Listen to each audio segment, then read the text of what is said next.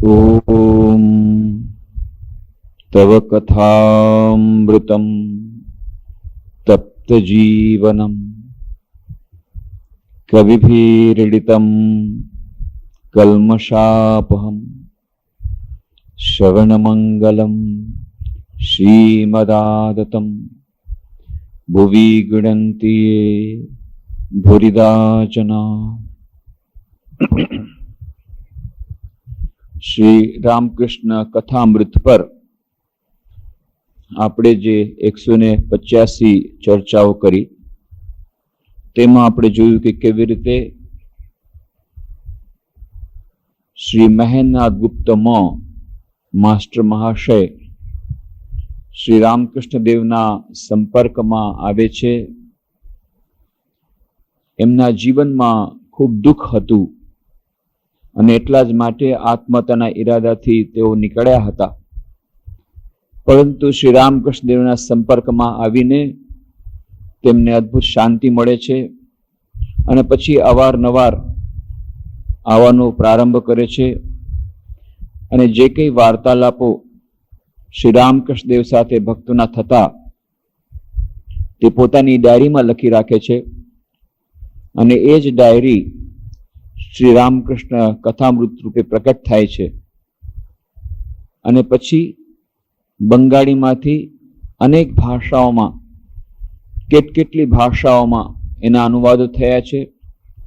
લાખો પ્રતો એની દેશ વિદેશમાં વિતરિત થઈ છે અને કેવી રીતે આજે પણ લાખો લોકોના મનમાં એ શીતળતાનો સંચય, શીતળતાનું સિંચન કરી રહ્યું છે। કથામૃતનું એ પુસ્તક અમૃતનું વર્ષણ કરી રહ્યું છે અને એટલે જ આપણે કહ્યું હતું કે કથામૃતના પ્રારંભમાં જે શ્લોક આપ્યો છે, શ્રીમદ ભાગવતમાં જે ગોપી ગીતમમાંથી આવેલો શ્લોક, તવ કથામૃતમ તપ્ત જીવનમ કવિભીરીડિતમ કલ્મષાપહમ શ્રવણ મંગલમ શ્રીમદાદતમ ભુવિ ગૃહ્ણન્તિ ભૂરિદા જના।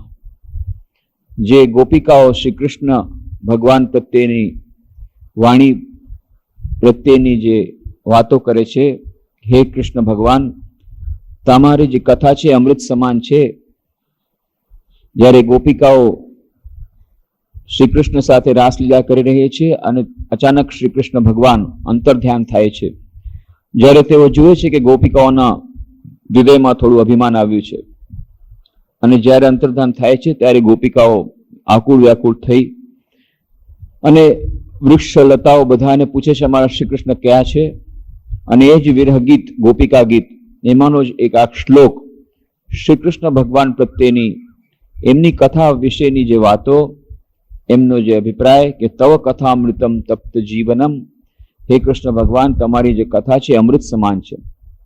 એવી જ રીતે જે રામ હતા, જે કૃષ્ણ હતા, આપણા યુગમાં શ્રી રામકૃષ્ણ રૂપે આવ્યા, તેમની કથા પણ એવી જ અમૃતમયી છે અને એટલા જ માટે એ કથામૃત પુસ્તકનું નામ આપ્યું અને તેની સાથે સાથે શ્રીમદ ભાગવતનો શ્લોક જે પ્રારંભમાં આપ્યો છે એ કેટલો યોગ્ય છે તેની વાત પણ આપણે કરી હતી।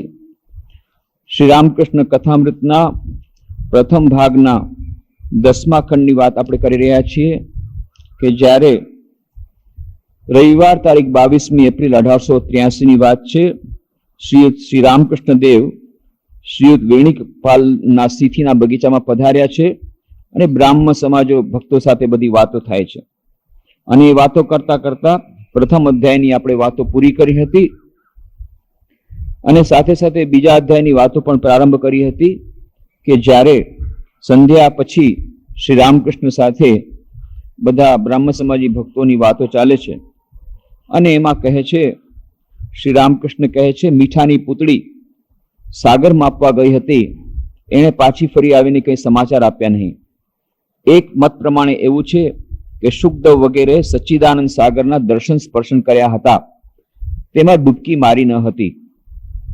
મેં વિદ્યાસાગરને કહ્યું હતું કે બધી વસ્તુઓ એઠી થઈ ગઈ છે પરંતુ બ્રહ્મ એઠું થયેલ નથી, એટલે કે બ્રહ્મ શું એ કોઈ મોઢેથી બોલી શક્યું નહીં। મોઢેથી બોલીએ એટલે વસ્તુ એઠી થાય, વિદ્યાસાગર પંડિત એ સાંભળીને ખૂબ રાજી થયા. અવાંગ મનસ ગોચરમ જે બ્રહ્મની વ્યાખ્યા છે એની જ વાતો થઈ રહી છે. મેં સાંભળ્યું છે, શ્રી રામકૃષ્ણ કહે છે કે કેદારની પેલી બાજુએ બરફથી ઢકાયેલા પહાડો છે, તેના ઉપર ખૂબ ઊંચે ચડીએ તો પાછું આવી શકાય નહીં. જેઓ ખૂબ ઊંચે શું છે ત્યાં જવાથી કેવી અવસ્થા થાય વગેરે બધું જાણવા ગયા છે, તેઓએ પાછા આવીને સમાચાર આપ્યા નથી. કારણ કે એ શક્ય જ નથી, અશક્ય છે. અને એટલા જ માટે નિર્વિકલ્પ સમાધિ જ્યારે થાય છે, જ્યાં સુધી સવિકલ્પ સમાધિ છે ત્યાં સુધી મનુષ્ય એ સવિકલ્પ સમાધિમાંથી પાછો ફરી અને એ સમાધિ અવસ્થાનું વર્ણન કરી શકે. પણ નિર્વિકલ્પ સમાધિ જ્યારે થાય, જ્યારે મનુષ્યનું મન બિયોન્ડ ટાઈમ સ્પેસ એન્ડ કોઝેશન એ જ્યાં સુધી ત્યાં નથી જતું, સમય કાળ અને કારણની મર્યાદાની પરે નથી જતું, ત્યાં સુધી જે પરમ સત્ય સમય કાળ અને મર્યાદાની પરે છે તેની અનુભૂતિ એને થતી નથી. અને જ્યારે જાય છે ત્યાર પછી આ જે મન છે એ મન પણ બ્રહ્મવિદ બ્રહ્મૈવ ભવતી. તો બ્રહ્મવિદ જ્યારે બ્રહ્મ સાથે મળી ગયા તો પછી કોણ આવીને ખબર આપશે? અને એટલા જ માટે બહુ સુંદર ઉદાહરણ દ્વારા એ કેટલી કઠિન વાતને અત્યંત સુંદર ઉદાહરણ દ્વારા શ્રી રામકૃષ્ણ સમજાવે છે કે મીઠાની પૂતળી સાગરમાં ગઈ ફૂટપટ્ટી લઈને માપવા માટે એ સાગર કેટલો ઊંડો છે, પાછું આવી શકી નહીં. એવી જ રીતે બ્રહ્મ અને બ્રહ્મ જ્ઞાન જે લોકોને થાય છે એ બિયોન્ડ ટાઈમ સ્પેસ એન્ડ કોઝેશનનું જે બ્રહ્મ, જે પરમ સત્ય, સમય કાળ અને મર્યાદા અને કારણની મર્યાદાની પરેની જે વાત, ત્યાં જ્યારે મન નિર્વિકલ્પ સમાધિમાં પહોંચી ગયું એના પછી પાછું આવી શકતું નથી અને ખબર આપી શકતું નથી. બહુ જ જૂજ લોકો છે આદિ શંકરાચાર્ય કે શ્રી રામકૃષ્ણ દેવ જેવા કે જેમણે એ નિર્વિકલ્પ સમાધિ થયા પછી પણ પોતાનો દેહ ટકાવી રાખ્યો જગતના કલ્યાણ માટે, પરંતુ તેઓ પણ એ સમાધિ અને અવસ્થાનું વર્ણન કરી શક્યા નહીં. કારણ કે વર્ણન જ્યારે કરે ત્યારે ફરી પાછું એ મન સીમિત અવસ્થામાં આવે. અને એટલા જ માટે આપણે જોઈએ છીએ શ્રી રામકૃષ્ણ લીલા પ્રસંગમાં બધા ભક્તો એકવાર શ્રી રામકૃષ્ણ દેવને પકડીને કહે છે, આજે અમે તમને છોડવાના નથી, તમને નિર્વિકલ્પ સમાધિ અવસ્થા થઈ છે, અમને ખબર છે, તો તમે અમને નિર્વિકલ્પ સમાધિમાં કેવી અનુભૂતિ થાય છે એ તમે અમને કહેવું જ પડશે. શ્રી રામકૃષ્ણ કહે છે, ઠીક છે, હું પ્રયત્ન કરીશ. અને પછી શ્રી રામકૃષ્ણ દેવ એક પછી એક બધી અવસ્થાનું વર્ણન કરવા લાગ્યા. કુંડલીની શક્તિ જ્યારે મૂલાધારમાંથી એ વિશુદ્ધ ચક્રમાં આવે, પહેલા અનાહત ચક્રમાં આવે, ધીરે ધીરે ઉઠતા ઉઠતા અને પછી વિશુદ્ધ ચક્રમાં આવે, ત્યારે અદ્ભુત જ્યોતિના દર્શન થાય, આમ થાય તેમ થાય, બધું કહ્યું. અને પછી એ જ કુંડલીની શક્તિ જ્યારે સહસ્રારમાં જાય ત્યારે કહ્યું, એના પછી પોતે નિર્વિકલ્પ સમાધિમાં ચાલ્યા ગયા. પછી કોણ બોલે? ભક્તો બધા બેઠા છે કે હવે આગળનું બોલે તો ક્યાંથી બોલે? એ તો સમાધિમાં ચાલ્યા ગયા. સમાધિમાંથી પાછા નીચે આવે. હા, હું શું કહેતો હતો? હા, તમે કહેતા હતા કે મન આવી રીતે જ્યારે નિર્વિકલ્પ સમાધિમાં જાય, સહસ્રારના કેન્દ્રમાં પહોંચે ત્યારે. બરાબર છે. તો મન જ્યારે નિર્વિકલ્પ સમાધિમાં જાય, એ વિશુદ્ધ ચક્રમાંથી પછી પાછું છેવટે એ ત્યાં જાય, સહસ્રારમાં પહોંચે ત્યારે મન સહસ્રારમાં પહોંચી ગયું, ત્યારે ફરી પાછું ત્યારે બંધ. કેટલી વાર પ્રયત્નો કર્યા પણ એનાથી આગળ બોલી શકતા નથી. શ્રી રામકૃષ્ણ દેવ રડતા રડતા કહે છે, શું કરું રે, હું તો તમને લોકોને બધું કહી દેવા માંગુ છું, પણ આ જગદંબા મારું મોઢું દબાવી દે છે, મને બોલવા દેતી નથી. એમની લાક્ષણિક ભાષામાં કહે છે, જગદંબા મોઢું દબાવી દે છે, મને બોલવા દેતી નથી. અને ત્યારે સ્વામી શારદાનજી લખે છે, લીલા પ્રસંગના લેખક, કે અમે ત્યારે બધા વિચાર કરીએ, અમે યુવકો, ત્યારના કોલેજના યુવકો, એ તો મેડિકલ કોલેજના છાત્ર હતા, મેડિસિન ભણતા હતા, સ્વામી વિવેકાનંદ કોલેજના, અમે લોકો બધાએ મળીને નક્કી કર્યું કે આ જગદંબા બહુ ખરાબ છે, કે આ રામકૃષ્ણ દેવ તો કેટલા સરસ છે, બધું કહી દેવા માંગે છે, આખું સિક્રેટ લીક આઉટ કરી દેવા માંગે છે, આખું રહસ્ય કહી દેવા માંગે છે, કે ત્યારે બ્રહ્મજ્ઞાન થાય ત્યારે કેવું આનંદ થાય, કેવી અવસ્થા થાય, આ બધું કહી દેવા માંગે છે. અને જગદંબા એવી છે કે કેવા દેતી નથી.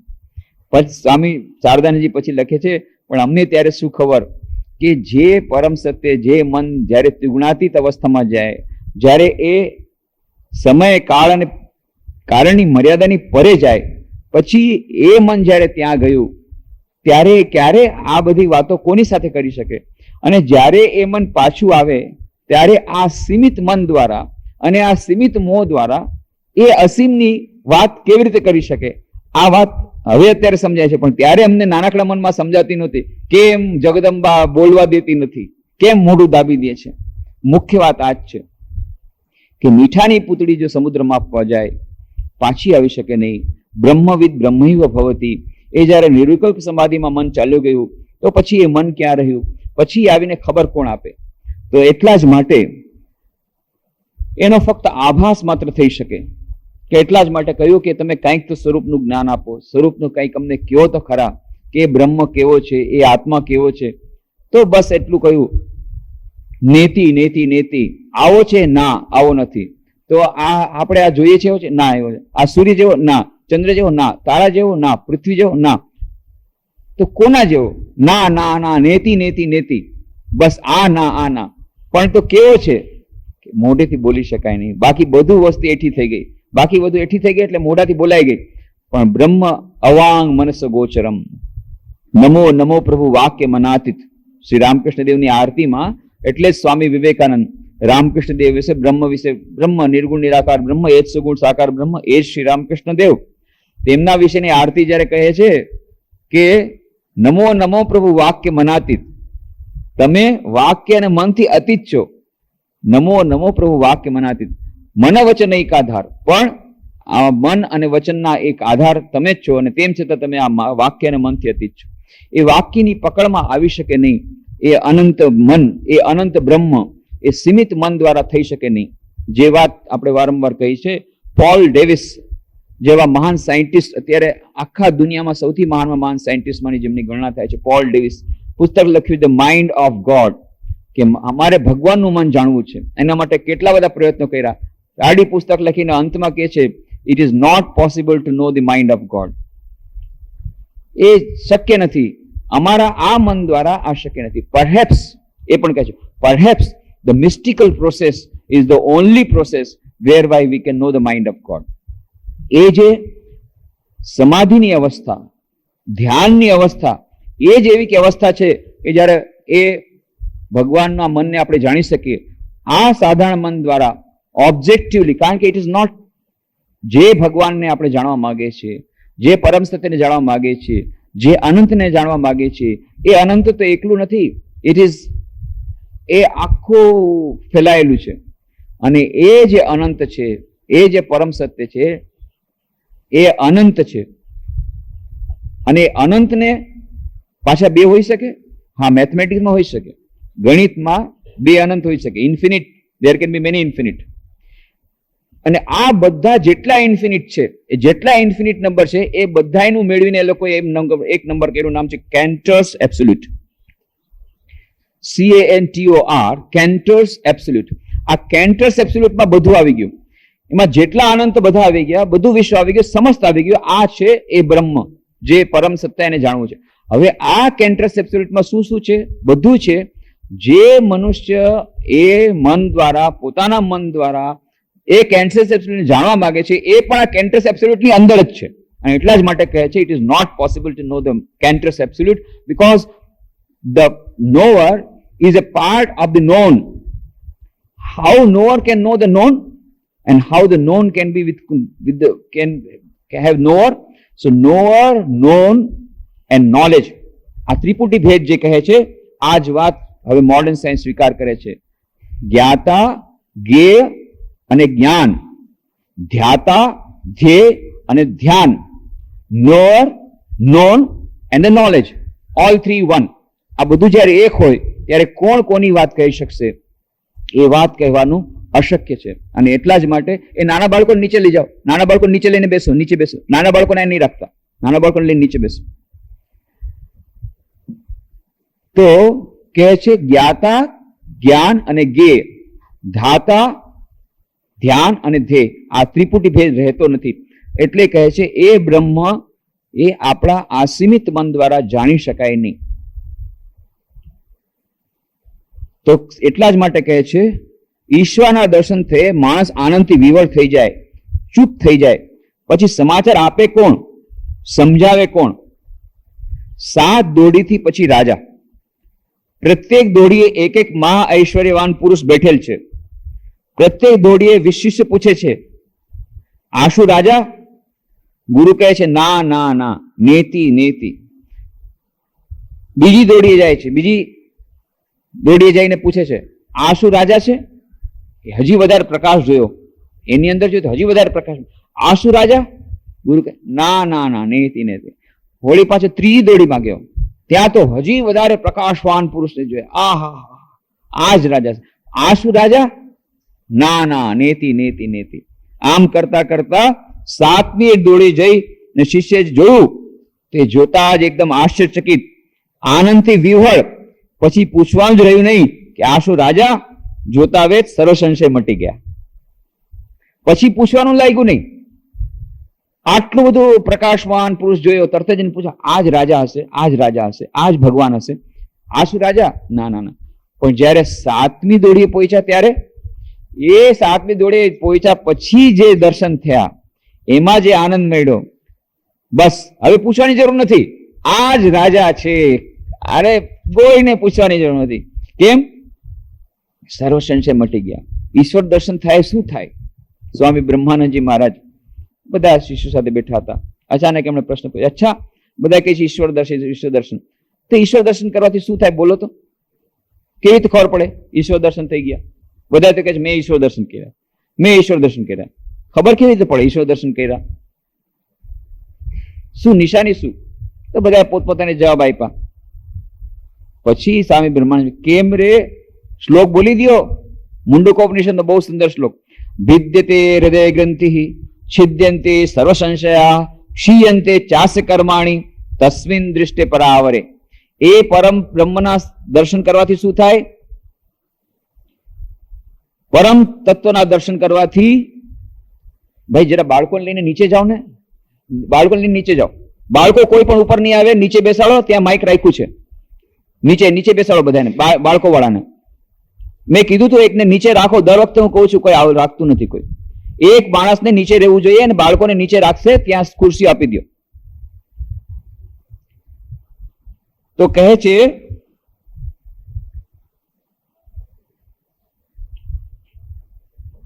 કે મુંડકોપનિષદમાં કહે છે વિદ્યતે હૃદય ગ્રંથિ. બધી હૃદયની જેટલી ગ્રંથિઓ છે એ બધી ખતમ થઈ જાય, બધી છૂટી જાય.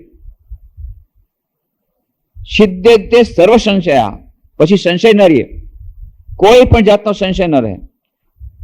છિદ્યંતે વિદ્યતે હૃદય ગ્રંથિ છિદ્યંતે સર્વ સંશયા ક્ષીયંતે ચાસ કર્માણી. અને બધા કર્મો ખતમ થઈ જાય. પછી કર્મ ભોગ ન કરવો પડે, બધા કર્મો ખતમ. તસ્મિન દૃષ્ટિ પરાવરે. એ પરમ તત્વના દર્શન કરવાથી બધું થઈ જાય. એટલા જ માટે શ્રી રામકૃષ્ણ કહે છે જોતા વેત સર્વ સંશય મટી ગયા. બસ એ 7મી દોડીએ પહોંચ્યા પછી સંશય રહેતો નથી. અને એટલા જ માટે એ રામકૃષ્ણ મઠ બધા જે સિનિયર સ્વામીજીઓ, વરિષ્ઠ સંન્યાસી પાસે જઈને કોઈ પૂછે કે મને આવી રીતે આમ દર્શન થયા, તો એ શું સાચું હશે? તો એ પૂછે છે એ તમને શું લાગે છે? કે મને તો લાગે છે કે સાચું હશે, પણ તોય મને થોડુંક ડાઉટ ગયો એટલે મેં પૂછ્યું. ડાઉટ ગયો ને? તો નથી. ડાઉટ ગયો છે એનો અર્થ જ છે કે આટલો પણ ડાઉટ જાય નહીં. જો ખરેખર દર્શન થયા હોય તો ડાઉટ જાય નહીં. પછી બધા સર્વ સંશય મટી ગયા. જો ડાઉટ જાય છે એનો અર્થ છે નથી થયા. આ હેલ્યુસિનેશન. ઘણી વાર આપણું અચેતન મનમાં સારા સારા દર્શન થાય, ખરાબ દર્શન થાય, આ બધા અચેતન મનમાંથી ઘણા બધા આવે. પરંતુ એ આધ્યાત્મિક દર્શન જો હોય, એ ખરી જો અનુભૂતિની વાત હોય, તો પછી કોઈને પૂછવાની જરૂર રહે નહીં. ઇનર કન્વિક્શન એટલું બધું હોય, અંદરની જ એટલી બધી, એમાં પછી સંશય 0.1% પણ ન રહે. જો એ રહ્યો તો અર્થ છે હજી એ નથી, આધ્યાત્મિક દર્શન નથી. ઠીક છે, અચેતન મનમાં કોઈ સારા વિચારો ઉઠ્યા છે તો એ કોઈ ખરાબ વાત નથી, સારી જ વાત છે, પરંતુ આધ્યાત્મિક દર્શન નથી. આચાર્ય કહે જી હા, વેદાંતમાં આ પ્રમાણે જ બધું છે. શ્રી રામકૃષ્ણ કહે છે જ્યારે ઈશ્વર સૃષ્ટિ સ્થિતિ પ્રલય કરે ત્યારે તેને સગુણ બ્રહ્મ કે આદ્યશક્તિ કહું. જ્યારે ત્રણેય ગુણોથી અતીત હોય ત્યારે તેને નિર્ગુણ બ્રહ્મ વાક્ય મનથી પર કહેવાય. એ જ પરબ્રહ્મ. બે પ્રકારના બ્રહ્મની વાત કરે છે શ્રી રામકૃષ્ણ દેવ. એક છે પરબ્રહ્મ, ઉપનિષદમાં પણ કહે છે પરબ્રહ્મ અને અપર બ્રહ્મ વાત છે, પણ આપણે પરબ્રહ્મની જ વાત વારંવાર કહીએ છીએ, અપર બ્રહ્મને ભૂલી જઈએ છીએ. એક પરબ્રહ્મ છે જે સૃષ્ટિ, જે સમય કાળ અને કારણની મર્યાદાની પરે છે, બિયોન્ડ ટાઈમ સ્પેસ એન્ડ કોઝેશન, એ પરબ્રહ્મ. પરંતુ એ જ બ્રહ્મ સૃષ્ટિ સ્થિતિ પ્રલય કરી અને સમસ્ત કણે કણમાં વ્યાપ્ત થઈને રહ્યો છે. ઈશાવાસ મિદમ સર્વમ, ઓતપ્રોત થઈને રહેલો છે. અને એ જ ઈશ્વર સૃષ્ટિ કરે છે, સ્થિતિ કરે છે અને પ્રલય કરે છે. અને એ જે શક્તિ દ્વારા કરે છે એ જ મહામાયાની શક્તિ, એ જ જગદંબા. એટલા જ માટે શ્રી રામકૃષ્ણ વારંવાર કહે છે બ્રહ્મ અને શક્તિ અભેદ. તો કહે છે જ્યારે ઈશ્વર સૃષ્ટિ સ્થિતિ પ્રલય કરે ત્યારે તેને સગુણ બ્રહ્મ કે આદ્યશક્તિ કહું. જ્યારે ત્રણેય ગુણોથી અતીત હોય ત્યારે તેને નિર્ગુણ બ્રહ્મ વાક્ય મનથી પર કહેવાય. એ જ પરબ્રહ્મ. એટલા માટે એ જે બ્રહ્મ અને શક્તિ વચ્ચેનો ભેદ શ્રી રામકૃષ્ણ દેવ મિટાવી દે છે. જે આપણે કહ્યું કે યુગ ધર્મની પ્રતિષ્ઠા કરવા શ્રી રામકૃષ્ણ આવ્યા હતા, યુગ ધર્મની પ્રતિષ્ઠા માટે યુગાવતાર થઈને આવ્યા હતા. તો આ પ્રક્રિયામાં આ બધું બહુ આવશ્યક હતું કે વિભિન્ન મતવાદોનું સામંજસ્ય કરવું. વૈષ્ણવ મત, શાક્તવાદ, તંત્રવાદ, બ્રાહ્મ સમાજ, આર્ય સમાજ, બીજા જે પરંપરાવાદી જે સંપ્રદાયો, આ બધાય સંપ્રદાયોનું આખું સામંજસ્ય કરવું.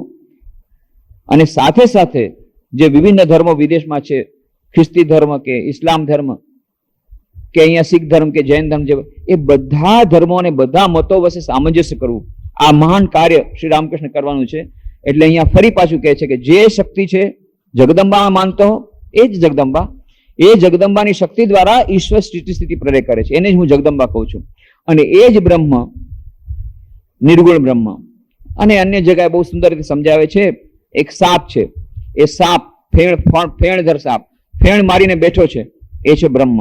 અને એ જ સાપ પછી ચાલવા માંડે છે, એનું નામ શક્તિ.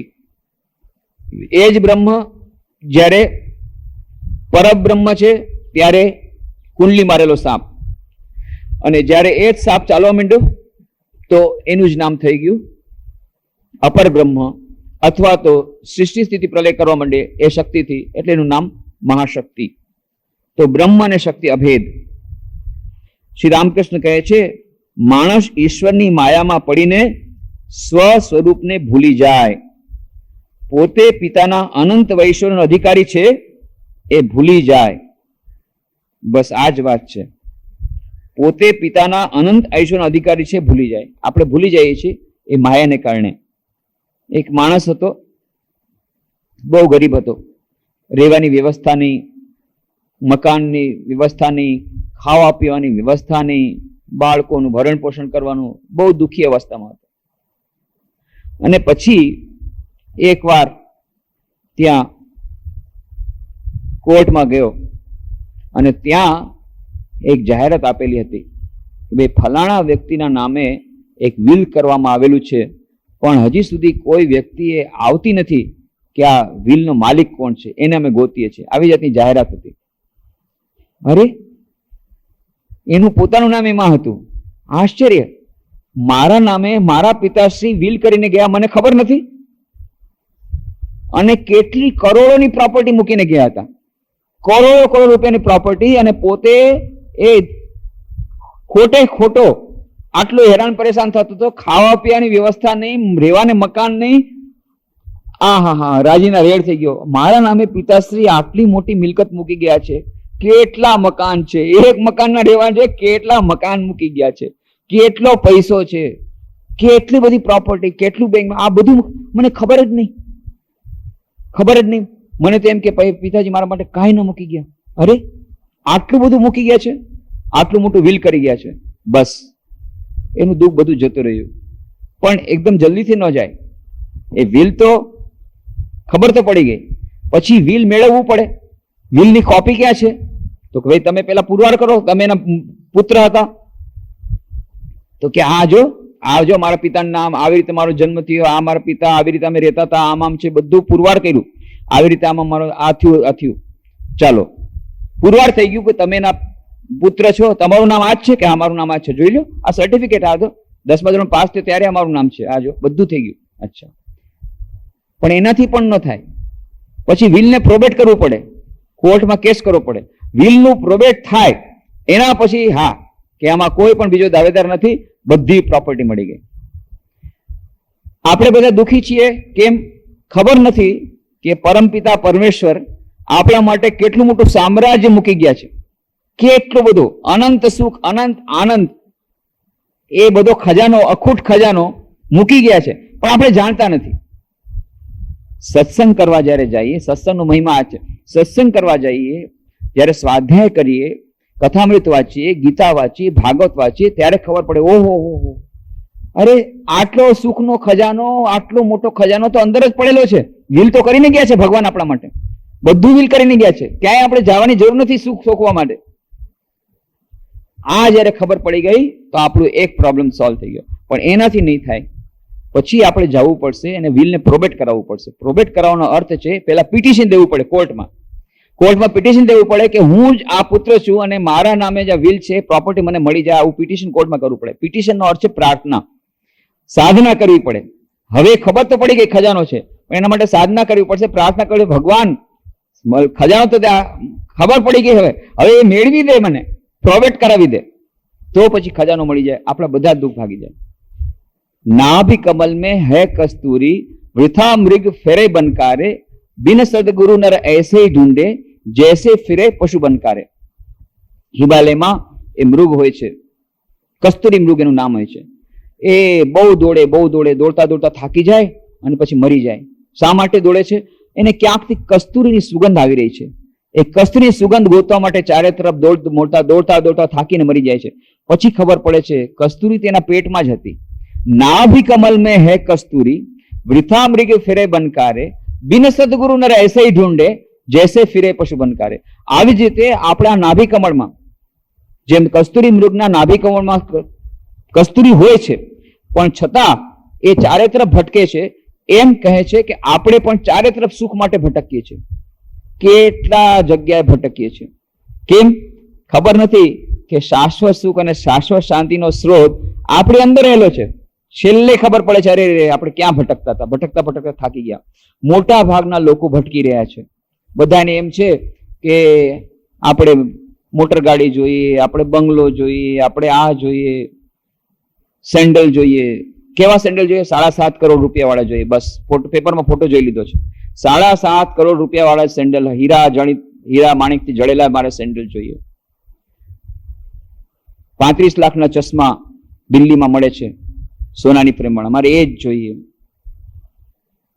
બધાય હોન્ડા કાર આવી છે 37 લાખની નવામાં લેટેસ્ટ, બસ મારે એ જ જોઈએ.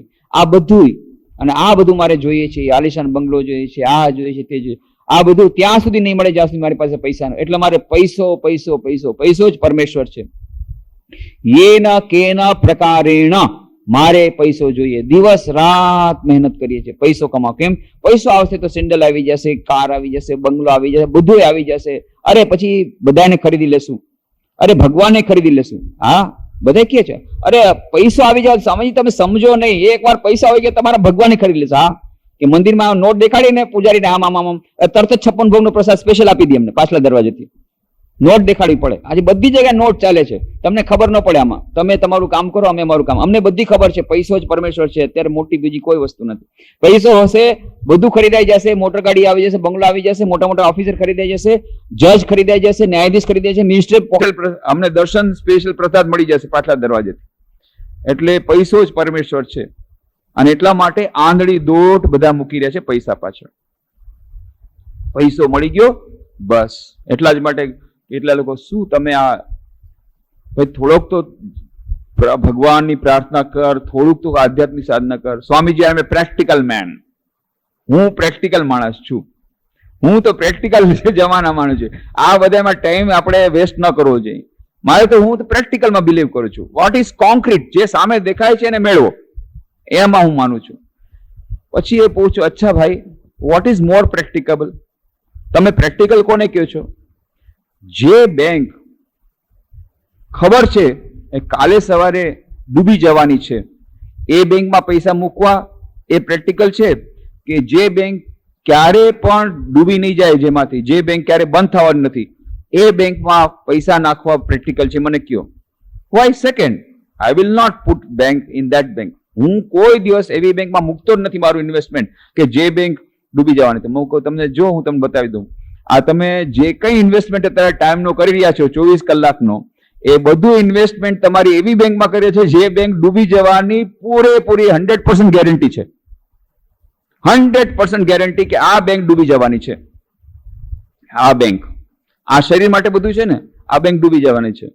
ડૂબી તો જશે, એવી રીતે ડૂબશે કે પછી એ લોકો પાછા રહેવાય નહીં દે અને તરતો તરત વિધિન 24 અવર્સ એને બાળીને ખાખ કરશે અને રાખ કરી નાખશે.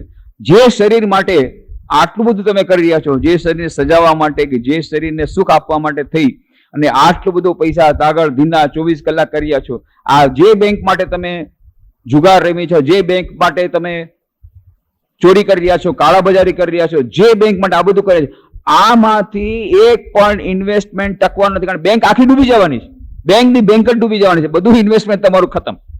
પૈસા મૂકતા જાઓ, તમે પૈસા મૂકતા જાઓ, આ બેંક છે એ ડૂબી જવાની છે. આ બેંકને સારે બધું બેંક છે.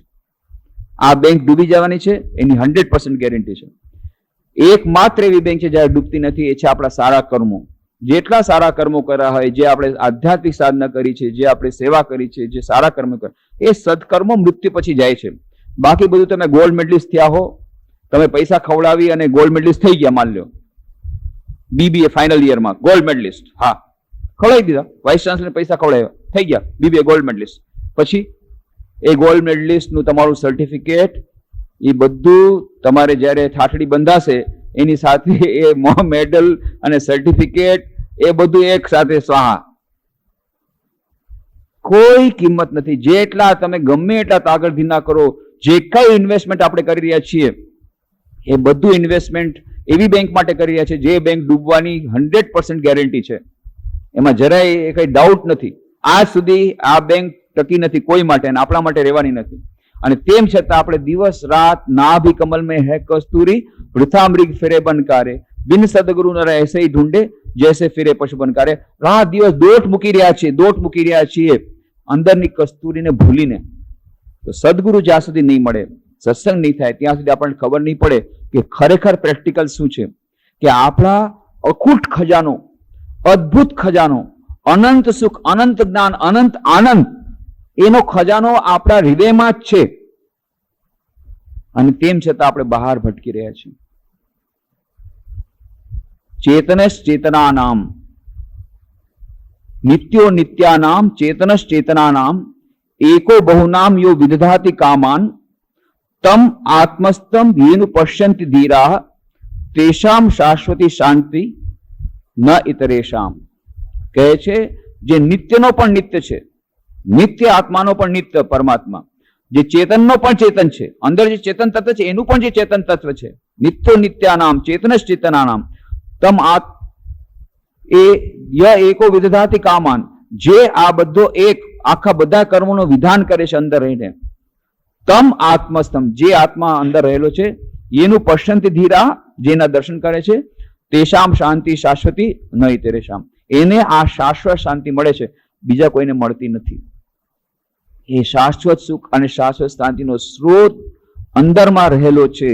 મોકો કહાં ઢૂંઢે બંદે मैं तो तेरे पास में खोजोगे तभी मिलूंगा पल भर की तलाश में, જે કબીર પણ વારંવાર, બધા આપણા ઋષિમુનિઓ મહાપુરુષો એક જ વાત કહી રહ્યા છે, ખજાનો અહીંયા રહેલો છે, પણ આપણે ભૂલી ગયા છીએ એ અનંત આનંદ, અનંત સુખ, અનંત જ્ઞાન, એનો ખજાનો રહેલો છે, પણ આપણે ભૂલી ગયા છીએ. એટલા માટે ચારે તરફ ફાંફા મારી છે, દોટ મૂકી રહ્યા છીએ, પણ કંઈ મળતું નથી.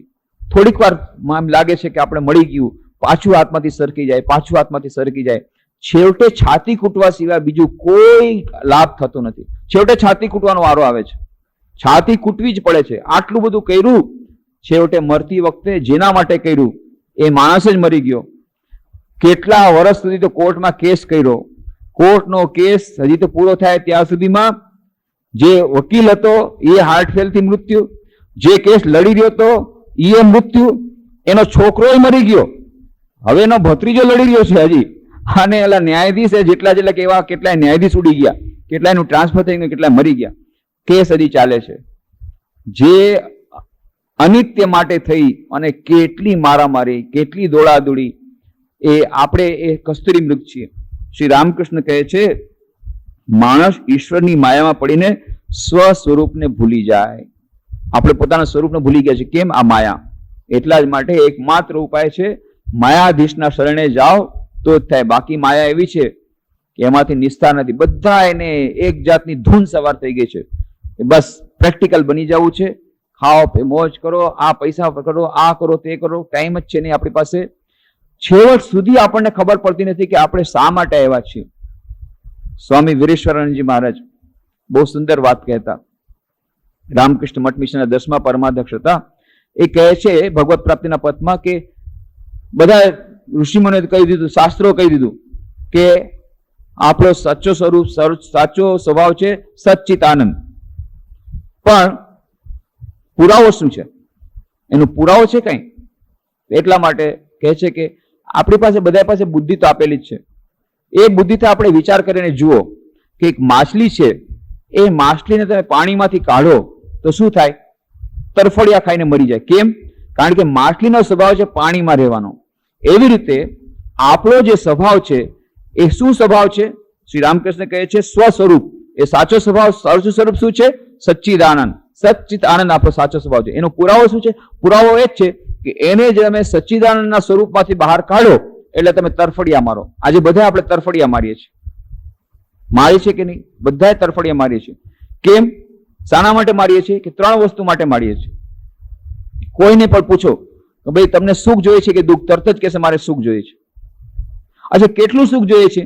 10 કિલો, 20 કિલો? ના, એનાથી વધારે. પણ કેટલું? બોલો તો ખરા. 50 કિલો પછી તમે કહેશો હવે નથી, ના હજી વધારે જોઈએ. પણ કેટલું? એનાથી વધારે, એનાથી વધારે. પણ એની કોઈ લિમિટ ના. અસીમ સુખ જોઈએ છે. કોઈ એમ નહીં કે મને આટલું મળ્યા પછી બીજું વધારે સુખ ન જતું. અનંત સુખ બધાને જોઈએ છે. અને જ્ઞાન કેટલું જોઈએ છે? અનંત જ્ઞાન જોઈએ છે. ચિત્ત, અનંત ચિત્ત જોઈએ છે. અને આનંદ કેટલો જોઈએ છે? અનંત આનંદ જોઈએ, અસીમ આનંદ જોઈએ છે. કોઈ એની વેલ્યુ નથી કે તમે આટલા. અચ્છા, તમને માની લો 10 મોટર ગાડી મળી ગઈ, એના પછી તમને સંતોષ થશે? હા હા થઈ જશે. પણ જ્યાં 10 મળી કે ના મારે 11મી જોઈએ, તરત જ કહેશે. અત્યારે ભલે કહી દે તમને, અત્યારે તમે એને કહી દો તમને એક મકાન મળી ગયું, હવે શાંતિ ને? બસ હવે એક મકાન મળ્યું પછી ભયો ભયો તમારી પાસે આવશું જ નહીં ને. મકાન જ્યાં મળ્યું 4 દી પછી હાજર. કપડા, હજી કપડા જોઈએ છે. કપડા મળી ગયા પછી આ કપડા પછી નહીં, ના હજી બીજા કપડા, પછી આ ખાવાનું, હવે ધંધાનું કરી દો. આમ કોઈ એનો અંત નથી. હજી જોઈએ, હજી જોઈએ, હજી જોઈએ, હજી જોઈએ. કોઈ અંત નથી. કોઈને પણ એમ કહો કે ભાઈ આના પછી હવે તારે લિમિટ થઈ ગઈ? ના, અનલિમિટેડ અનંત આનંદ બધાને જોઈએ છે. કોઈની લિમિટ નથી. જ્ઞાન કેટલું જોઈએ છે? લિમિટ નથી. હજી વધારે, હજી વધારે. અને જીવવું કેટલું છે? અનંત જીવન જોઈએ છે. કોઈને કહે છે અચ્છા ભાઈ બસ તને શું કેટલું જીવવું છે? તારા પાસે 65 વર્ષની ઉંમર છે તો તને 5 વર્ષ વધારી દઉં તો ખુશ છે? હા, 5 વર્ષ વધારી દો, પણ પછી આગળ નહીં માગ ને, જરાક હજી વધારી દો સારું. અચ્છા, એટલે 70 75 કર્યા પછી તો મરીશ ને? ના, 75 પછી. પણ તો ક્યારે મરવું છે? કે મારે મરવું જ નથી, મને મરવાનું ગમે જ નહીં. કોઈ નહીં કહ્યું તને મરવાનું ગમે કે મને ગમે નહીં. કોઈની બહારથી કોઈ શવયાત્રા જાતી હોય, કોઈની ઠાઠડી જાતી હોય તો તરત જ એકદમ મોઢું ફેરવી લે, અરે કે જોવું નહીં, અશુભ. પણ તારી ઠાઠડી એક દિવસ ના ના એ હું વિચાર જ નહીં કરું ને. કોઈ મારી ઠાઠડી નીકળવાની જ નથી. હું મરવાનો જ નથી. બધાએ મનમાં એકદમ નિર્ણય કરી લીધો હું કોઈ દિવસ નહીં મરું, બાકી બધાએ ભલે મરી જાય, હું મરીશ જ નહીં. અને એવી જ રીતે બધાએ પ્રયત્ન કરે, બધાએ એવી જ રીતે કામ કરે છે. કોઈ દિવસ મરવાનું નથી, કોઈને મરવું નથી. જે લોકો આત્મહત્યા કરે છે એ લોકો શું મરવા ચાહે છે? ના, પૂછો એને. કેટલા લોકો છે જે આત્મહત્યા કરે જાણી કરીને મરવા? એને તમે પૂછો કે તારે જીવવું છે કે મરવું? મારે મરી જવું છે, મારે મરી જવું છે, ગમે મારે હવે જીવવું નથી. કોઈ હાલતે તમે ગમે એટલું તમે સમજાવશો ને, મેં નિર્ણય કર્યો છે આજે મારે મરી જ જવું છે, મરી જવું છે, મરી જાય. તમે મને ગમે તેમ નહીં સમજાવી શકો. પણ તારું કારણ શું છે? ના કારણ શું? બસ એ તમને હું નહીં કહું, પણ તો ચોખ્ખું કહી દો ને કારણ શું છે. બસ કારણ એ છે કે મને નોકરી મળતી નથી. અચ્છા, તારે નોકરીના એપોઇન્ટમેન્ટ લેટર આવી ગયો, લે હા હવે મારે નથી મરવું. પણ તો મરી જાય ને તારા માટે, મારે હું મરવું જ નથી. એ તો મરવાનું ત્યારે એટલા માટે કહેતો હતો કે નોકરી નહોતી મળતી અને એટલા માટે ફ્રસ્ટ્રેશન દુઃખમાં આવીને મરતો હતો. ભાઈ આત્મહત્યા કરી બહુ પાપ છે, એનાથી પ્રેત યોનિમાં જવાય, પછી પાછું એનાથી બહુ અશુભ થાય અને ઘણું ઘણું દુઃખ પડે. રિવર્સ જર્ની છે, રેવા દો નહીં નહીં, મારે તો મરી જ જવું છે, મારે મરી જવું. હું હવે જીવવા માંગતી જ નથી. કેમ? બસ મારા માતા પિતા એની સાથે લગ્ન નહીં કરે એટલે હવે મરી જાવ. પણ માતા પિતાને મેં આજે સમજાવી દીધા છે અને એને કીધું છે કે ભલે એટલે ખુશ થતી તો મારે નથી મરવું. પણ તો તું કહેતી જ ના, હવે કોઈ દી હાલતે ન મરવું, બસ એની સાથે લગ્ન કરી નાખ, મારે તો લગ્ન કરવા છે. આ જે આપણે ટેમ્પરરી મરવાની વાત કરીએ છીએ એ તો એટલા માટે કે આપણે સમસ્યા છે એટલા માટે. બાકી સમસ્યાનું સમાધાન થાય તો કોઈ મરવા માંગતું નથી. બધાને અનંત જીવન જોઈએ છે, અનંત સુખ જોઈએ છે. ક્યારેક ક્યારેક આપણને લાગે આના કરતા મરી જવું સારું, આપણે કહીએ પણ છે એના કરતા હું મરી જાઉં તો સારું, આના કરતા મારે મરી જ જવું છે, હવે મારાથી સહન ન થતું. એ મોટેથી બોલીએ છીએ પણ ખરેખર શું માનીએ છીએ? એક ડોસીમાં જતા હતા, ડોસીમાં એટલો ભાર હતો કે આ શું મારું જીવન છે, આ મારું જીવન છે, આટલી મારી ઉંમર થઈ તોય મારે આટલો ભાર વેઠવો, આટલું મારા માટે દુઃખ છે. યમરાજ એવો કે ખરાબ છે ને એ મને આવતો નથી. ત્યાં તો યમરાજે સાંભળી દઉં, યમરાજ આવી ગયા, મને યાદ કર્યો. ડોશીમાં તો ગભરાઈ ગયા, અરે તમે મને યાદ કર્યો કે હું યમરાજ આવતા, હાલો હું તમને લેવા આવ્યો છું. મેં કીધું હા તમે જ મને કીધું યમરાજ લેવા નથી આવતા, હું લેવા આવ્યો છું. ઓહો તમે આવ્યા છો તો એક કામ કરો, આ મારો ભાર છે ને બહુ ભારી છે, જરા ઉપાડી લો ને, એ વજન છે, મારે મરવું નથી. એ તો બોલવાથી બોલાઈ જાય કે યમરાજ આવે ને મને ઉપાડ, મને યમરાજ એવો છે નિર્દય કે આવતો નથી, મૃત્યુ નથી આવતું. આ કેવું છે મૃત્યુ નથી આવતું? બોલીએ છીએ આપણે, ખરેખર કોઈ મરવા માંગતું નથી. ક્યારેક ક્યારેક જીવનમાં દુઃખ આવે ત્યારે દુઃખમાંથી નિવૃત્તિનો ઉપાય આપણને એમ લાગે છે કે મરવાથી આપણને બીજે કોઈ કારણે દુઃખ નથી મળતું, નથી દૂર થતું, તો મરવાથી કદાચ દુઃખમાંથી નિવૃત્તિ થશે. પણ જો એને સમજાવવામાં આવે કે મર્યા પછી દુઃખની નિવૃત્તિ થવાની નથી, પ્રેત યોનિમાં જવું પડશે અને પ્રેત યોનિમાં ગયા પછી મૂળ યોનિમાં જવું પડશે અને આ જે આત્મહત્યા કરવાનું પાપ છે બધું નિવારિત થઈ જાય પછી પાછા ઈના એ પતિ, ઈના એ દારૂડિયા એવા જ પતિ મળશે, પાછું રોજ માર ખાવો પડશે અને પછી પાછું જયારે કોઈ સદબુદ્ધિ સૂજે અને પાછા ભગવાનની પ્રાર્થના કરશો ત્યારે છૂટશો. તો કે છે તો ભાઈ આના જન્મમાં ભગવાન નામ લઈને છૂટી જાય, કર્મમાંથી છૂટે. જે કર્મ છે કર્મના ફળ તો ભોગવવા જ પડશે. આ જન્મ ભોગવો કે આત્મહત્યા કરીને વધારે ખરાબ કર્મ કરીને વધારે ફળ ભોગવીને પાછા 10,000 જન્મ પાછા ભોગવો, પણ આવવું પડશે ત્યાં ને ત્યાં. છુટકારો છે જ નહીં, કર્મના સિદ્ધાંતમાંથી છુટકારો છે જ નહીં. જે કર્મ કર્યા ભોગવવા પડે. એક જ છુટકારો છે. મા શારદા દેવી કહે છે જો કોઈ ઈશ્વરની શરણે જાય, ખૂબ ભગવાનનું નામ લે તો એનાથી કર્મના કપાઈ જાય બંધન, પણ વધારે પૂરા કપાય નહીં. તલવારનો ઘા મળવાનો હોય એમાંથી કંઈક સોયનો ઘા એટલો જ મળે, એટલું જ સહન કરવું પડે, પણ એટલું થઈ શકે. ભગવાનની કૃપા વગર, ભગવાનની દયા વગર, ભગવાનનું નામ વગર, આધ્યાત્મિક સાધના વગર કર્મમાંથી છૂટવાનો બીજો કોઈ ઉપાય નથી. અને એટલા જ માટે આપણને શું જોઈએ છે? અનંત સુખ જોઈએ છે, અનંત જ્ઞાન જોઈએ છે અને અનંત જીવન જોઈએ.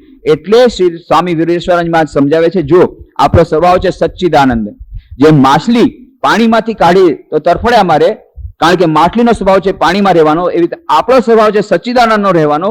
અને એટલા માટે આપણે તરફડિયા મારીએ છીએ, પણ એટલું જ છે આપણી દિશા બદલાવી નાખી છે.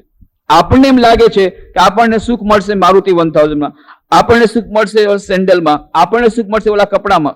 એ આપણે દિશા બદલાવી દીધી. જોઈએ છે આપણને સુખ, પણ આપણને એમ લાગે છે આમાંથી સુખ મળશે, પૈસામાંથી સુખ મળશે, આમાંથી સુખ મળશે, મકાનમાં સુખ મળશે, એટલે આપણે એની પાછળ ભાગીએ છીએ. જ્યારે ખબર પડી જાય કે આ બધામાં સીમિત સુખ છે, અનંત સુખ, અનંત શાંતિ, અનંત આનંદ એ માત્ર આત્માના દર્શનમાં કે પરમાત્માના દર્શનમાં કે ભગવાનની પ્રાપ્તિમાં છે. અને એ ભગવાને અખૂટ ખજાનો, અનંત જ્ઞાન, અનંત આનંદનો ખજાનો આપણી પોતાની પાસે રાખેલો જ છે, ઉત્તરાધિકાર રૂપે આપણે આપેલો જ છે, વિલ બનાવીને આપેલું છે, પણ આપણને ખબર નથી કે આવડા નામે વિલ છે. વિલ જયારે ખબર પડી જાય તરત એનું પ્રોબેટ કરાવી લ્યો, બસ અનંત સુખ, અનંત જ્ઞાન, અનંત આનંદ. પ્રોબેટ કરાવવા માટે પિટિશન દેવું પડે, કોર્ટમાં પિટિશન દેવું પડે, ભગવાનને પ્રાર્થના કરવી પડે, હે ભગવાન તમને આ સાચું સ્વરૂપ અમે ભૂલી ગયા છીએ, માયામાંથી છોડાવો. માયાધીશની શરણે જવાથી જ આ માયામાંથી છૂટી શકાય. એટલા જ માટે શ્રી કૃષ્ણ ભગવાન પણ કહે છે કે કોણ મારે માયામાંથી છૂટી જાય છે? કે જે મારી શરણે આવે છે. તો આવી જ રીતે સ્વામી વીરેશ્વરાનંદજી મહારાજ કહે છે કે આપણે બધાય આ ઈશ્વરની માયામાં પડીને સ્વસ્વરૂપને ભૂલી જઈએ છીએ અને પોતે પિતાના શ્રી રામકૃષ્ણ કહે છે માણસ ઈશ્વરની માયામાં પડીને સ્વસ્વરૂપને ભૂલી જાય, પોતે પિતાના અનંત આયુષ્યનો અધિકારી છે એ ભૂલી જાય. બસ વીરેશ્વરાનંદજી મહારાજ વાર્તા કહેતા એક જાપાની છોકરાની. જાપાનમાં એક ગામડામાં એક છોકરો નોકરનું કામ કરતો હતો. તો એક દિવસે એની માલકીને કીધું જા બાજુના શહેરમાંથી જઈ અને થોડીક વસ્તુઓ ખરીદીને લઈ આવ, કારણ કે આજે જો માલિક છે એ બીજે ગામ ગયા છે, બીજું કોઈ લાવવાનું નથી, તો જા તું લઈ આવ. તો કે ઠીક છે. ગયો, પાસેના શહેરમાં ગયો. કોઈ દિવસ શહેરમાં ગયો નહોતો, પહેલી વાર શહેરમાં ગયો. શહેરમાં જોઈને તો જોયું ઓહો એવી એવી સરસ સરસ દુકાન, બધી સજાવેલી દુકાન કે ફેન્સી ડ્રેસ વાળી દુકાન, આ તે, અને એ બધું દુકાનમાં જાય, એક દુકાનમાંથી જાય બીજા દુકાનમાં જાય તો એનાથી દુકાન કેટલું સરસ. જોતા જોતા ત્યાં પછી એક ત્યાં મીના બજાર લાગેલી હતી, પ્રદર્શની લાગેલી હતી. એમાં ગયો ટિકિટ ખરીદીને. અંદર ગયો તો ઓહો ક્યાંક મોટું મોટું ચકરડું ચાલે છે, એમાં બેઠો, એટલી મજા આવી ગઈ. ત્યાં ગોળ ગોળ ચકરડામાં બેઠો, એમાં મજા આવી ગઈ. કોઈ સર્કસના ખેલ જતા એમાં જોયું, તો આ જોયું કે ફટફટી વાળા ચલાવતા હતા એ, આ કેટલા બધા સરસ સરસ ખેલ અને આ ગેમ્સ, ઓ તે આઈસ્ક્રીમ, ભેળપુરી, આ બધું ખાવા માંડી ગયો. આ કરતા કરતા કરતા ત્યાં તો હજી મીના બજાર બહાર નીકળ્યો, ત્યાં તો અવાજ આવ્યો. બસ સ્ટેન્ડમાં બાજુમાં ઉભો હતો. છેલ્લી બસ જાય છે, ગામડા માટે છેલ્લી બસ જાય છે, જે બેસો બેસી જાઓ, પછી બસ નહીં જાય. અરે છેલ્લી બસ! તરતો તરત બસમાં બેસી ગયો. બસમાં બેસી અને પછી પહોંચ્યો ગામડે. પછી ગામડે ગયો અને માલકીને કીધું અરે આટલી વાર કરી, સવારનો ગયો ઠેઠ સાંજે આવ્યો, અને સામાન બધો ક્યાં છે? સામાન તો લઈ તો ગયો તો શેના માટે? સામાન લાવતા તો ભૂલી ગયો. અરે તો પણ ગયો તો શેના માટે? કે હું ત્યાં જઈને બધું જોવામાં એટલું ગુલતાન થઈ ગયો, ભૂલી ગયો કે મારે સામાન લેવાનો છે. પૈસા તો બધા આઈસ્ક્રીમ ભેળપુરી બધા પતી ગયા, ખતમ. એવી જ રીતે આપણને મોકલા છે ભગવાને શા માટે? કે આપણે અંદરનો ખજાનો ગોતી સચ્ચિદાનંદના દર્શન કરીએ, ભગવાનના દર્શન કરીએ. 84 લાખ યોનિમાંથી માત્ર મનુષ્ય યોનિમાં જ ભગવાનના દર્શન થઈ શકે. આ એકમાત્ર ઉદ્દેશથી આપણે જન્મ લીધો પૃથ્વી પર. જાનવર માટે એવી વસ્તુ નથી, એ લોકો આવે છે ભોગ કરવા માટે, પણ મનુષ્ય આવે છે આ અનંત સુખ, અનંત જ્ઞાન, અનંત આનંદ મેળવવા માટે. અને એના માટે આપણે આવ્યા. બજારમાં ગયા છીએ શેના માટે? આના માટે, ઈશ્વરના દર્શન કરવા. પૃથ્વી પર આવ્યા છે શેના માટે? ઈશ્વરના દર્શન કરવા.